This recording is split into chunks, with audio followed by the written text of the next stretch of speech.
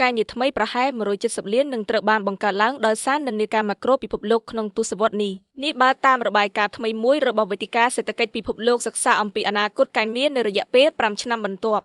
របាយការណ៍អនាគតនៃការងាររកឃើញថាទីផ្សារការងារពិភពលោកកំពុងផ្លាស់ប្ដូរដោយសារការអភិវឌ្ឍយ៉ាងឆាប់រហ័សនៃបច្ចេកវិទ្យាការផ្ដោតទៅលើការអភិវឌ្ឍបៃតងនិងរបបសេដ្ឋកិច្ចនិងប្រជាសាស្ត្រការងារដែលបានបង្កើតថ្មីគឺស្មើនឹង14%នៃការងារបច្ចុប្បន្នទន្ទឹមនឹងនោះតួនាទីចំនួន92លាននឹងត្រូវបានជំនួសដោយបច្ចេកវិទ្យានៅក្នុងនិន្នាការនេះដែរមានន័យថាការងារថ្មីនឹងកើនឡើងចំនួន78លានការងារដូច្នេះតើការងារទាំងនេះមានអ្វីខ្លះហើយមនុស្សត្រូវមានជំនាញអ្វីខ្លះដើម្បីអាចសម្របទៅនឹងនិន្នាការនេះដើម្បីស្វែងរកចម្លើយវេទិកាសេដ្ឋកិច្ចពិភពលោកបានស្ទង់មតិនយោជកកម្ពុជាជាង1000នាក់មកពីជុំវិញពិភពលោកដែលតំណាងឲ្យឧស្សាហកម្មចំនួន22និងបុគ្គលិកជាង14លាននាក់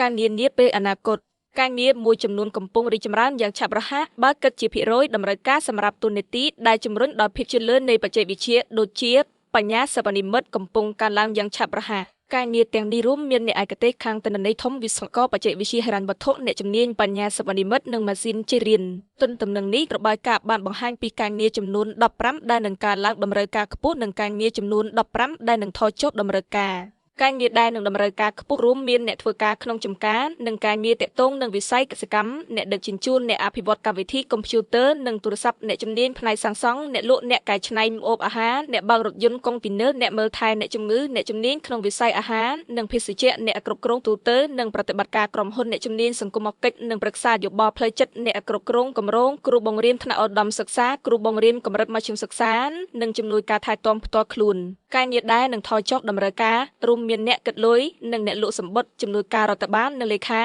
អ្នកថែទាំអគារនិងអ្នកអនាម័យអ្នកពិនិត្យសម្ភារៈនិងគ្រប់គ្រងឃ្លាំងគណនីនយករអ្នកចុះបញ្ជីគណនីនិងអ្នករៀបចំប្រាក់បៀបុគ្គលិកគណនីនយករនិងសាវនករអ្នកបើករថយន្តសម្រាប់សាលារៀនសន្តិសុខបេឡាករអ្នកបញ្ចូលទិន្នន័យអ្នកផ្ដល់ព័ត៌មាននិងសេវាដល់អតិថិជន Graphic Design អ្នកគ្រប់គ្រងសេវាកម្មអាជីវកម្មនិងរដ្ឋបាលនិងអ្នកជំនាញផ្នែក Claim Adjuster Examiner និងស៊ើបអង្កេតបុគ្គលិកជំនាញត្រូវពង្រឹងសមត្ថភាពខ្លួនឯងនិយោជនរំពឹងថា39%នៃជំនាញសំខាន់ៗដែលត្រូវការក្នុងទីផ្សារការងារនឹងផ្លាស់ប្ដូរនៅឆ្នាំ